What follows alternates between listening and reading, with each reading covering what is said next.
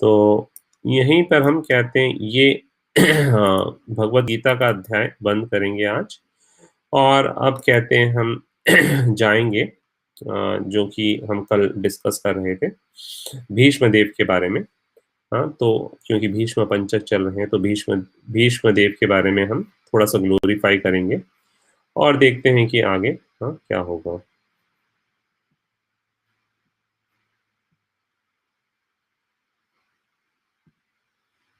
चलिए तो आगे जाते हैं।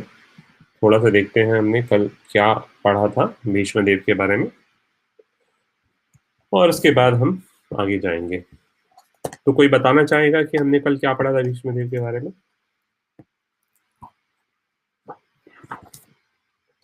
अभी तक क्या डिस्कस हुआ था भीष्म देव जी के बारे में? तो चलिए, नज़र डालते हैं जल्दी से और फिर आगे देखेंगे कि आगे क्या होने वाला है आज। तो जैसा कि देखा था, सुना था हमने कि ब्रह्मा जी के यहाँ पर ब्रह्मलोक में एक बहुत बड़ा अनुष्ठान हो रहा था, यज्ञ हो रहा था और उसमें बहुत सारे ऋषि-मुनि और बहुत सारे देवी-देवता सब लोग आए हुए थे। उसी यज्ञ में एक राजा जिनका नाम था महाअभिषेक वो आए हुए थे और गंगा जी भी आई हुई थी। ये दोनों सामने में एक बैठे हुए होते हैं और हवन कुंड में यज्ञ कुंड में आहुति दे रहे होते हैं। और एक-दूसरे की तरफ देखते हैं, आकर्षित होते हैं, ब्रह्मा जी इन्हें बुलाते हैं और कहते हैं जो आपने किया वो सही नहीं है और आपको धरती पर जाना पड़ेगा, भूमंडल पे जाना पड़ेगा, वहाँ पर आप जो भी आपकी इच्छाएँ हैं पूर्ण करके आइए और वापस यहाँ पर आ जाइए। हुँ। तो इन्हें श्राप देते हैं ब्रह्मा जी और इन्हें धरती पर आना पड़ता है। हुँ। धरती पे आते हैं तो महाअभिषेक शांतनु के नाम से जन्म लेते हैं और इन्हें पुराने जन्म का कुछ याद नहीं रहता है। और गंगा जी भी जन्म लेती हैं और बड़ी ही सुंदर कन्या के रूप में आती हैं। एक-दूसरे की तरफ आकर्षित होते हैं, विवाह होता है और इनके 8 पुत्र होते हैं। गंगा जी शर्त रखती हैं हाँ, कि कहते हैं शादी करने से पहले कि अगर तुम जो भी मैं कार्य करूँगी उसके बारे में कुछ नहीं पूछोगे, कभी भी मुझे टोकोगे नहीं और अगर तुमने कभी मुझे ऊँची आवाज़ में या कुछ कहते हैं शब्द कहा, तो मैं तुम्हें छोड़कर चली जाऊँगी। तो इस तरह से ये सब बोला, तो इन्होंने कहा शांतनु ने मुझे मंज़ूर है। सब कुछ हाँ में हाँ कर दिया और एक-एक पुत्र लेके गईं, जैसे ये पैदा होते गए और नदी में डाल दिया, गंगा में प्रवाहित कर दिया। और जब 8वाँ पुत्र होता है, तो शांतनु महाराज से रुका नहीं जाता और वो कहते हैं कि ये तुमने क्यों किया ऐसा? ऐसा क्यों किया? और उसके बाद तब गंगा जी कहती हैं, ठीक है अब तुमने मुझे टोका, तुमने मुझे बड़े ही क्रोधित अवस्था में शब्द कहे और अब मैं तुम्हें छोड़ के जा रही हूँ, पर उससे पहले मैं तुम्हें बताती हूँ ये मैंने क्यों किया। फिर हमने देखा था कि ये लोग 8 वसु थे और वशिष्ठ मुनि की गाय चुराने जाते हैं। अष्टवसु जो 8वें वसु होते हैं, उनका नाम ध्यायु होता है। उनकी पत्नी पे कहने पे ये कामधेनु गाय को चुराने जाते हैं। जब ये कामधेनु गाय को चुराने जाते हैं तो वशिष्ठ मुनि अपनी आँखें खोल लेते हैं और देखते हैं, ये चोरी कर रहे हैं और इन्हें श्राप दे देते हैं। तो सातों वसु केवल जो कि इनकी केवल सहायता करते हैं, उन्हें कहते हैं तुम सबको ये आठों जो हैं, तुम लोग इस तरह से कार्य कर रहे हो जैसे कोई मनुष्य धरती लोक पर मृत्यु लोक पर कार्य करता है और इसलिए मैं तुम्हें श्राप देता हूँ कि तुम धरती लोक के सभी जन्म हो। एकदम से इन्हें अपनी गलती का एहसास होता है, प्रायश्चित माँगते हैं और वांछा कल्पतरु होने के कारण ये माफ़ दे देते हैं, कहते हैं श्राप वापस तो नहीं ले सकता पर मैं आपको कहते हैं श्राप का कोई उपाय बता सकता हूँ और कहते हैं जैसे ही सातों तुम जन्म लोगे, तुम कहते हैं तभी मृत्यु पा सकते हो और वापस आ सकते हो। और क्योंकि 8वें वाले ने ये सब कुछ प्लानिंग करी थी, तो इसे कहते हैं वहाँ पर ज़्यादा समय के लिए रहना पड़ेगा। यहाँ पर इसे लंबी आयु वहाँ पर धरती लोक पे आना पड़ेगा और इसे स्त्री संग भी नहीं होगा। तो इसका कोई स्त्री संग नहीं होगा। तो ऐसा कह के ये एक्सेप्ट कर लेते हैं, आते हैं और उसी समय पे ये जाते हैं गंगा देवी से प्रार्थना करते हैं कि आप क्या हमारी माता बनेंगी?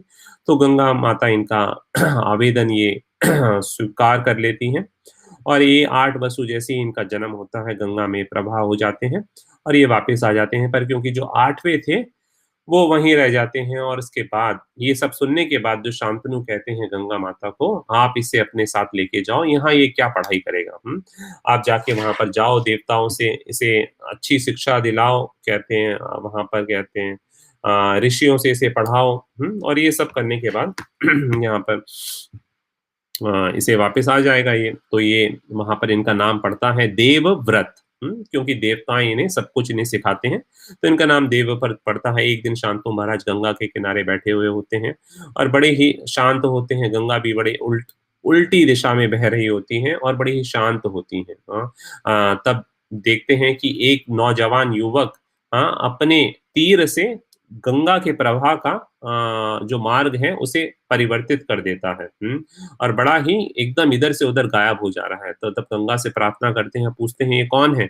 और फिर गंगा बताती है कोई और नहीं, ये हमारा पुत्र देवव्रत है। तो देवव्रत अब गंगा कहती है कि अब ये आपका सहायता करेगा, आपके साथ ये यहाँ रहेगा। तो ये देवव्रत यहाँ रह जाते हैं और अपने पिता के साथ सहायता करने में लगते हैं। एक दिन पिता आखेट शिकार करने वन में जाते हैं, अरण्य में जाते हैं और वहाँ पर कहते हैं एक जो कन्या होती है जिसका नाम होता है सत्यवती, उसके प्रति आकर्षित होते हैं। उसकी दिव्य चेतना को देखकर उसके प्रति आकर्षित हो जाते हैं और भक्ति में पूर्ण होती है वो। और हमने देखा था पीछे जाके कि ये सत्यवती कौन थी, इनका नाम था मत्स्यगंधा। और पराशर मुनि और मत्स्यगंधा से कहते हैं एक पुत्र होता है जिनका नाम होता है द्वाप कृष्णा द्वापन्य व्यास। कृष्णा कृष्णा वर्णम क्योंकि कृष्णा के कलर था, द्वापन्य मतलब उनका जन्म दीप पे हुआ था और व्यास क्यों? क्योंकि उन्होंने सारे जितने भी शास्त्र हैं, अस्त्र हैं, वो आगे उनको उनकी रचना करने वाले थे, संरचना करने वाले थे, तो उनका नाम पड़ा था द्वापन्य कृष्णा द्वापन्य व्यास। तो ये हुआ था। उसके बाद उनको वो बताते हैं कि पराशर मुनि और एक और उन्हें वरदान देते हैं कि तुम्हें तुम्हारे चरित्र पर कोई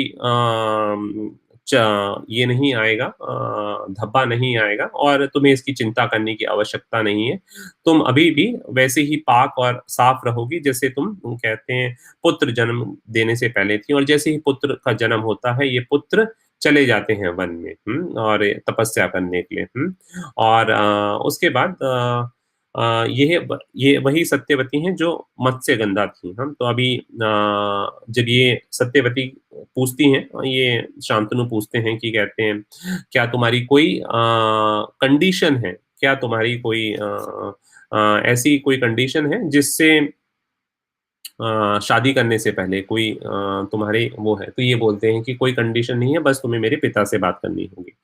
तो अब तक हमने ये यहाँ पढ़ा था, अब देखते हैं कि आगे क्या होता है। तो अब देखिए क्या होता है, तो जैसा कि हमने कल बताया था कि जो देवव्रत हैं, देवव्रत ये सुन लेते हैं कि इनके पिता जब आते हैं वापस, तो बड़े ही परेशान होते हैं और जब पिता पता चलता है कि जो पिता परेशान हैं क्योंकि इन्होंने मना कर दिया होता है कि ये जब तब ये जब ये शांतनु महाराज ये सत्यवती के पिता के पास जाते हैं, जो मछुआरा होता है, कहता है कि कहते हैं तुम क्या मैं आपकी बेटी से शादी कर सकता हूँ? तो वो बोलते हैं कि मेरी बेटी तो हमेशा दासी बनी रहेगी, क्योंकि हम तो बड़ी ही नीची जाति के हैं, तो ये संभव नहीं हो सकता। तो उसके बाद तो केवल जब मेरा पुत्र ये मेरी पुत्री का जो पुत्र होगा, वो अगर राजा बन सकता है, तो तब ये संभव है। तो तब ये कहते हैं जो शांतु महाराज होते हैं, ये कहते हैं ये तो संभव नहीं है क्योंकि मेरा ऑलरेडी एक पुत्र है। हाँ, मेरे एक पुत्र हैं और वही राजा बनेगा। और ये बड़े परेशान रहते हैं शांतनु और किसी को कुछ नहीं बताते। एक दिन फिर एक मंत्री को ये काफ़ी पूछने पे बताते हैं और तब ये देवव्रत सुन लेते हैं और देवव्रत सीधा चुपके से वन में आ जाते हैं और ये जो सत्यवती के पिता हैं, उससे बात करते हैं। और क्या बात करते हैं, आज उस पे हम अब नज़र डालते हैं। तो कहते हैं सबसे पहले कहते हैं कि बस इतनी सी बात कि कहते हैं कि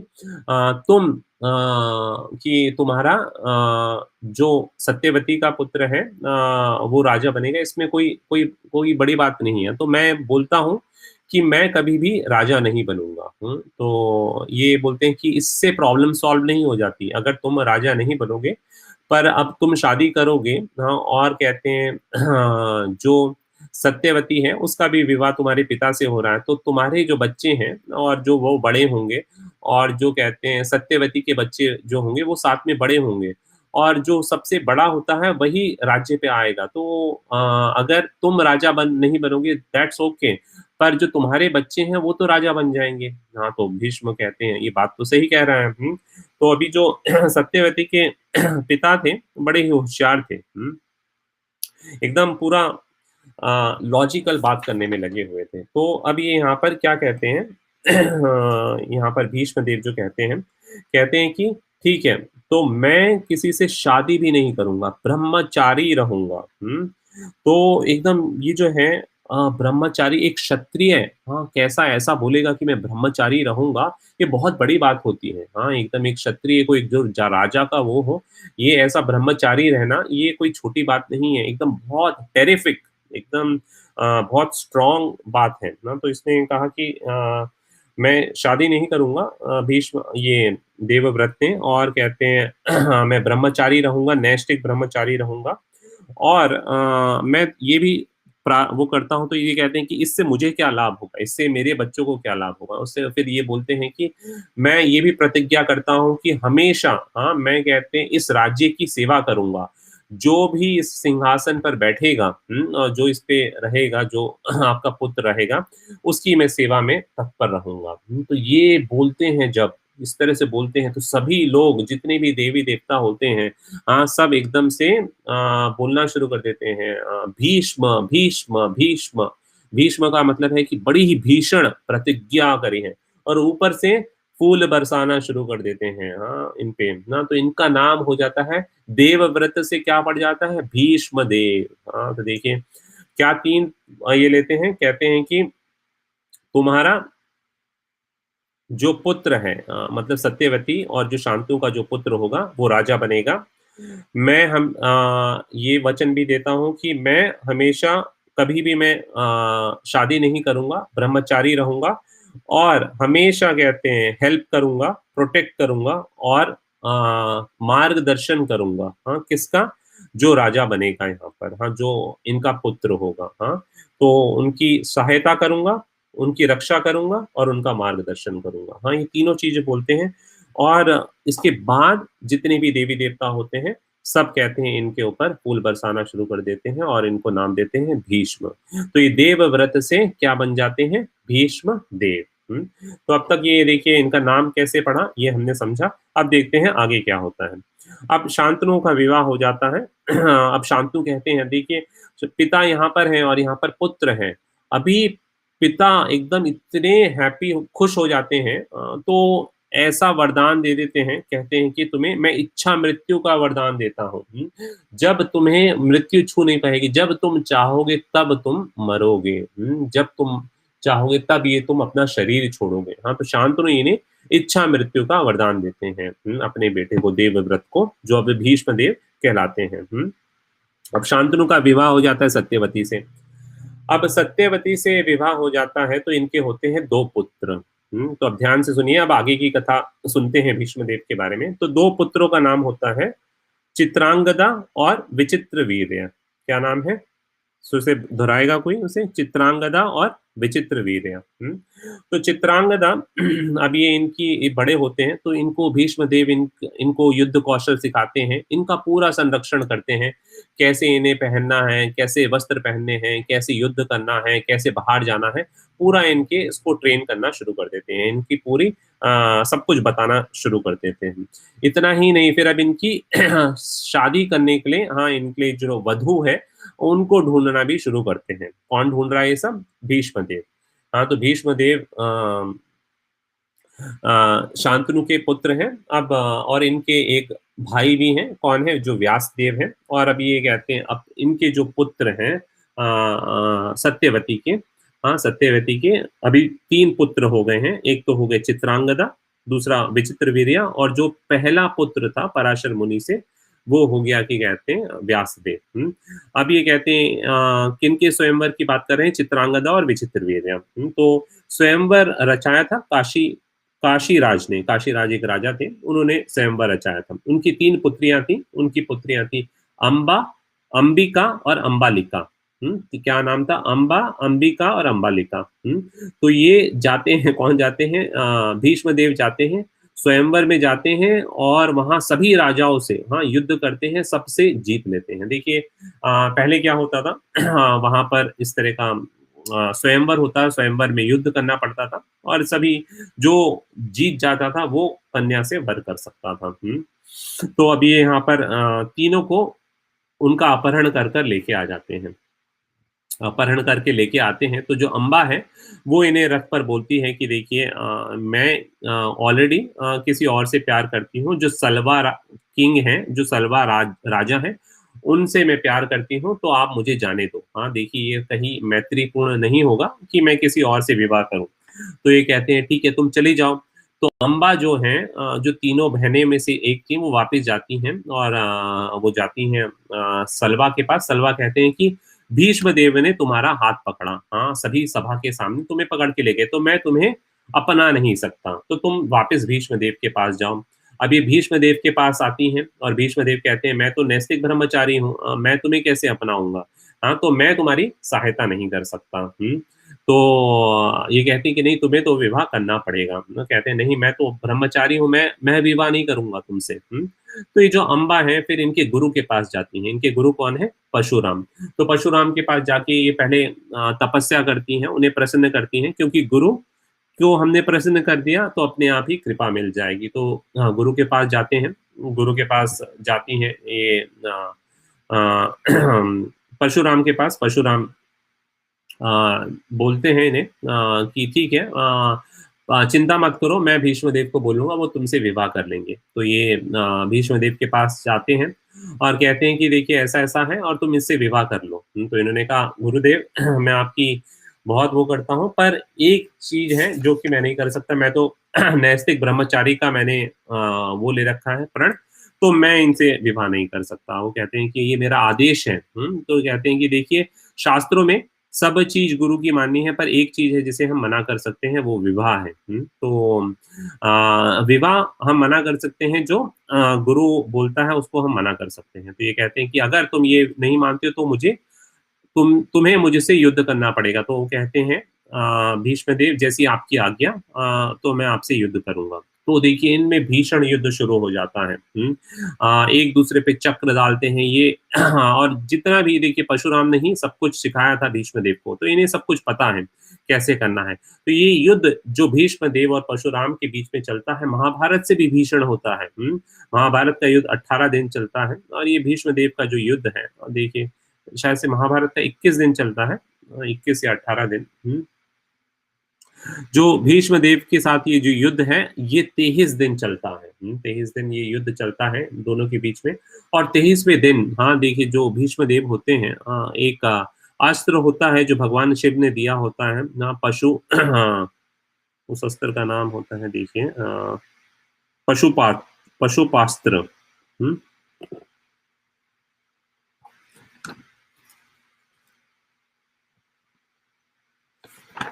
देखिए हाँ, 1 मिनट हाँ। पशुपति अस्त्र पशुपति अस्त्र भगवान शिव ने दिया होता है और ये परशुराम पर डालने फेंक लगाने वाले होते हैं।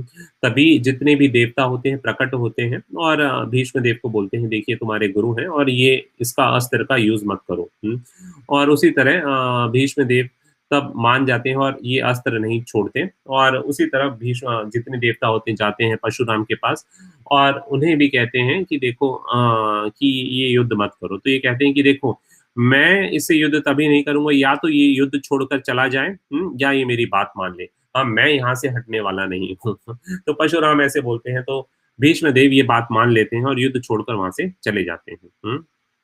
तो युद्ध छोड़ के चले जाते हैं। उसके बाद ये ये आते हैं परशुराम अम्बा के पास और कहते हैं, देखो मैंने बहुत कोशिश करी, पर मुझे माफ़ कर दो। हाँ, मैं इस पे तुम्हारी और सहायता नहीं कर सकता।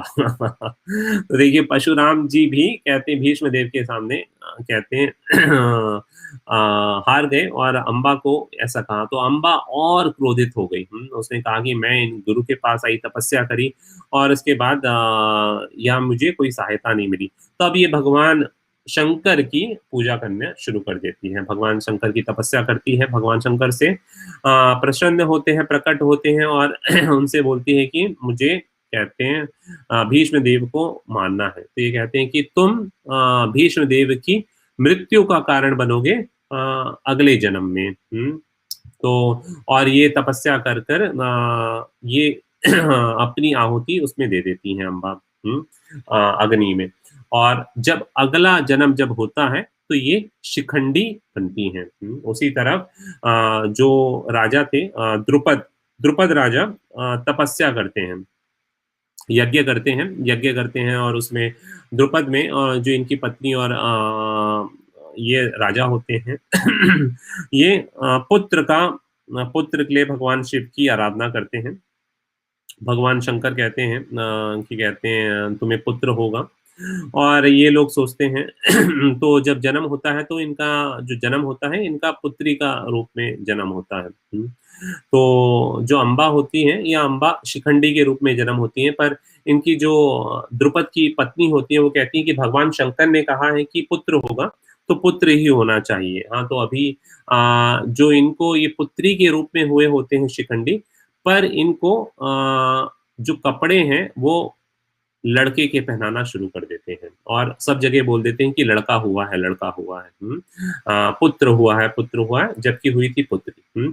तो ये जो अम्बा हुई थी हुई तो हुई तो थी स्त्री के रूप में, पर इनकी जो माता थी इन्होंने सबको बोला कि पुत्र है, तो इन्हें पुत्र के ही कपड़े बचपन से पहनाते हैं और पुत्र की ही शिक्षा सब कुछ दी जाती है। तो ये शिखंडी इस तरह से हो जाते हैं।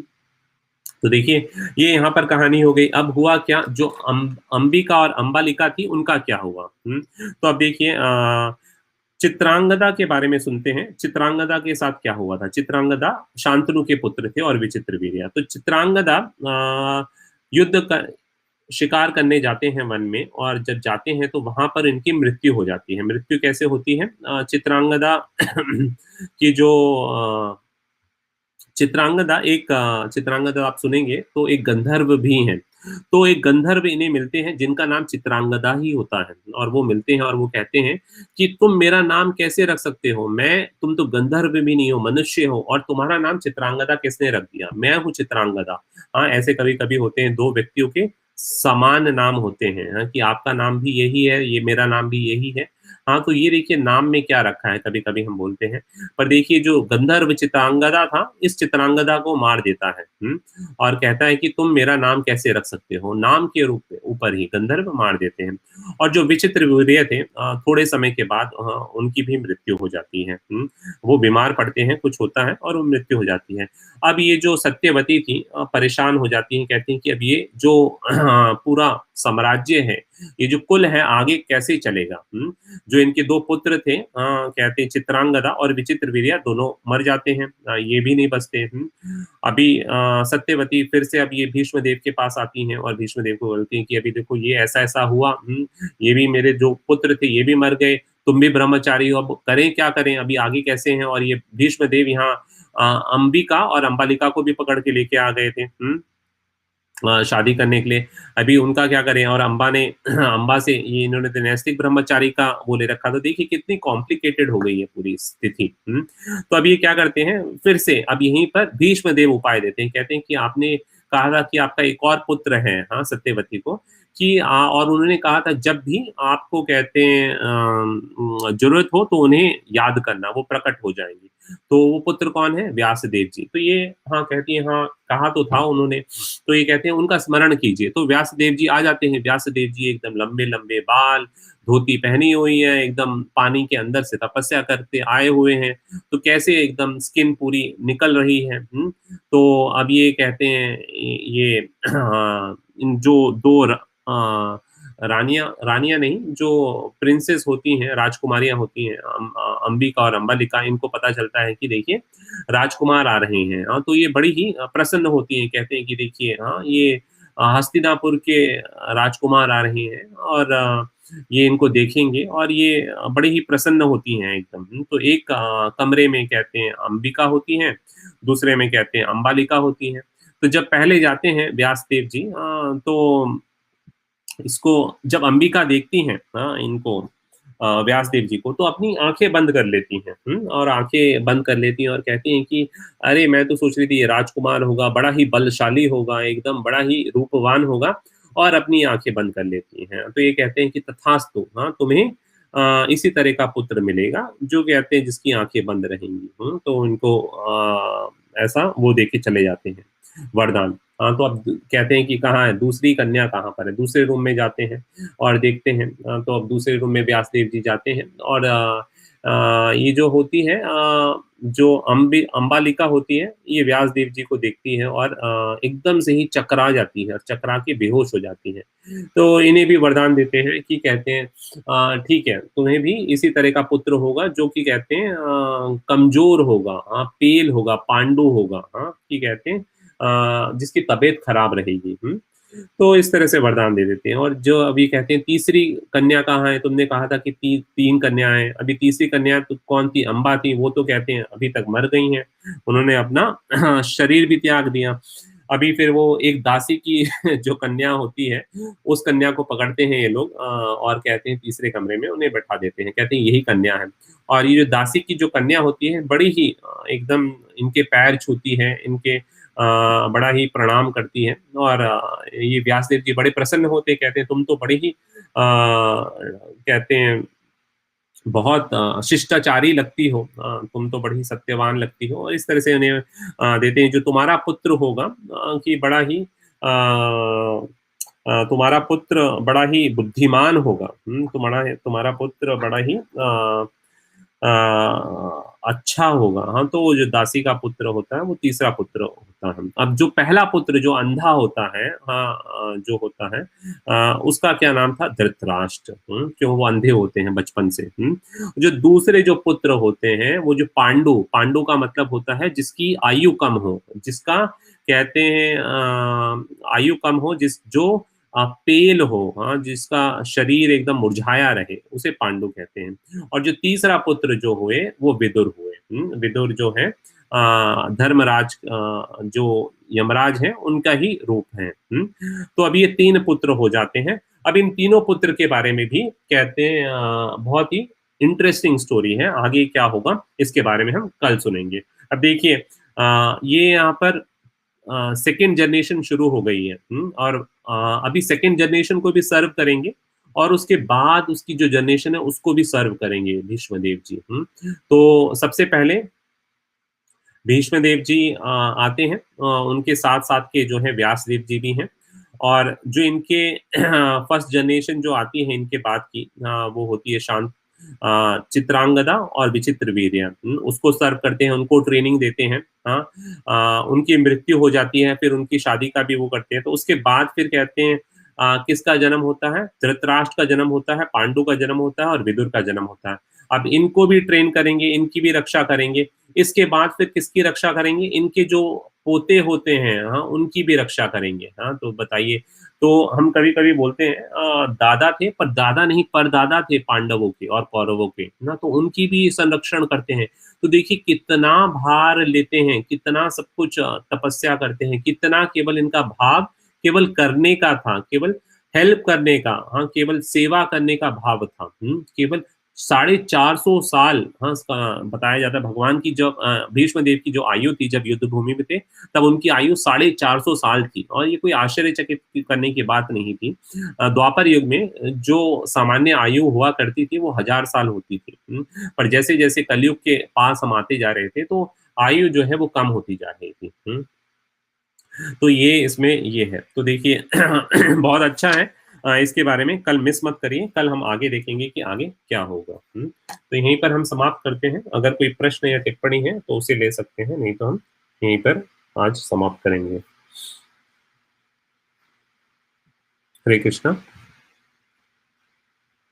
हरे कृष्णा। हरे कृष्णा। ठीक है फिर यहीं पर हम समाप्त करते हैं। बहुत-बहुत धन्यवाद आप सभी लोगों का जुड़ने के लिए। हरे कृष्णा।